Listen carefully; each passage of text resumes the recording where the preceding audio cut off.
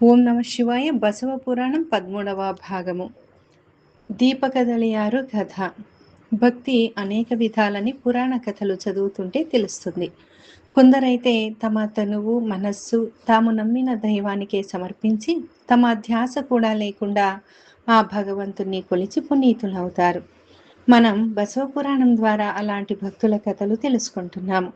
ఇప్పుడు కూడా దైవం గురించి తప్ప తన గురించి ఆలోచించని ఒక అమాయక భక్తుడు, పేరు దీపకదలియారు. ఆయన కథ చెప్పుకుందాం. కంబ అనే పట్టణంలో దీపకదలియారు అనే ఒక శివభక్తుడు ఉండేవాడు. అతడు ఒకసారి వేరే పని మీద ఇంకొక గ్రామానికి వెళ్ళాల్సి వచ్చింది. దోవ మధ్యలో ఒక అడవి, దానిలో ఒక పాడుబడ్డ శివాలయాన్ని చూశాడు. అది చూసి ఆయన ఆలోచనలు పరిపరి విధాల పోయాయి. ఇదేమి వింత, శివుడి అరణ్యంలో మధ్యలో ఉన్నాడు. శత్రువుల వల్ల ఇతనికి ఏమి అపాయం వస్తుందో, అసలే ఎప్పుడూ త్రిపురాసురులు వగైరా పెద్ద పెద్ద రాక్షసులతోనే శత్రుత్వం ఏర్పరుచుకొని వాళ్ళని చంపేస్తూ ఉంటాడు. ఈయనకేమో దయాలువు అని పెద్ద పేరు. మరి ఇలాంటి రాక్షసులని చంపి వాళ్ళతో విరోధం తెచ్చుకోవడం ఎందుకు? రాక్షసులు బలవంతులు, వారితో విరోధం మంచిది కాదు. అట్టి విరోధులు కల ఇతడు కారు చీకట్లు కమ్మే ఇలాంటి దట్టమైన అడవిలో ఎవరి సహాయము లేకుండా ఒక్కడు ఉండవచ్చునా? పైగా ఈ గుడి కూడా శిథిలమైంది. గోడలు గట్టిగా లేవు, తలుపులు ద్వారబంధములు లేవు, చుట్టూ ప్రాకారము కూడా లేదు, పార్వతీదేవి ఉండే చోటు కూడా లేదు.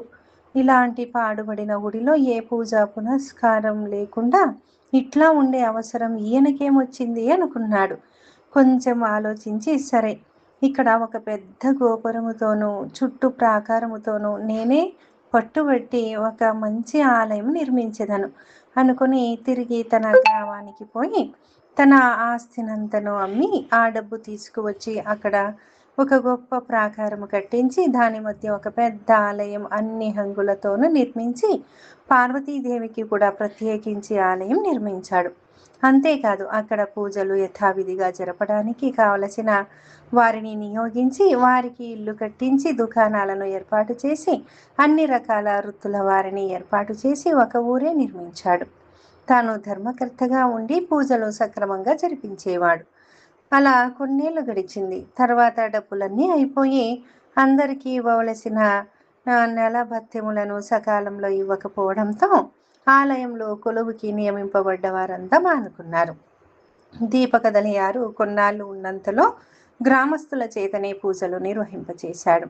కొన్నాళ్ళకి వాళ్ళు ఇవన్నీ మానుకుని ఊరు విడిచి వెళ్ళిపోయారు.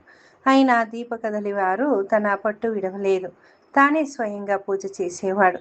కొన్నాళ్ళకి పూజా ద్రవ్యాలు లేకపోయినా రాత్రింబగళ్ళు రాత్రింబవలు అఖండ జ్యోతి వెలిగేటట్లు మాత్రం చేసేవాడు. కొన్నాళ్ళకి దీపానికి నూనె దొరకటం కూడా కష్టమైంది.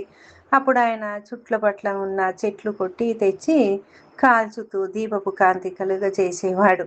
అవి కూడా అయిపోయాక తాను కట్టించిన ఇళ్ళ యొక్క పైకప్పును దూలములు, వాసములు, ద్వారబంధములు ఏ చెక్క దొరికితే దానిని తీసుకొచ్చి దీపంలాగా వెలిగించేవాడు.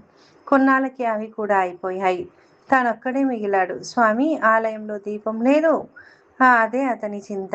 అప్పుడు అతనికి ఒక ఆలోచన వచ్చింది. తన జుట్టంతా పైకి కట్టుకుని దాని కొనలకు నిప్పండించి అది వెలుగుతుండగా గుడి చుట్టూ తిరగసాగాడు. వెంట్రుకలు కాలి తలలోని మెదడంటుకొని కాలుచుండి వెలుగుచున్నను ఆయనకి తెలియక అలాగే తిరగసాగాడు.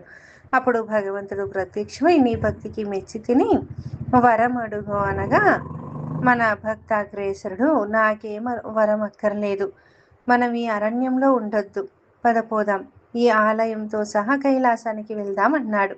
అది విని శివుడు తన భక్తుని కోరిక తీర్చడానికి ఆలయంతో సహా అతనిని కైలాసానికి తీసుకుపోయాను. శివుణ్ణి అంతగా ఆరాధించి ఆయన గురించే జీవించి చివరికి వరం అడగమన్నా తన కోసం కాక ఆయన కోసమే అడిగిన దీపకదలియారు కథ వల్ల నిస్వార్థంగా భగవంతుని సేవించిన వారికి దక్కని వరాలుండవు అని తెలుస్తుంది కదా. సశేషం. సర్వం శివార్పణమస్తు. రేపటి రోజున మళ్ళీ బసవ పురాణం గురించి తెలుసుకుందాం.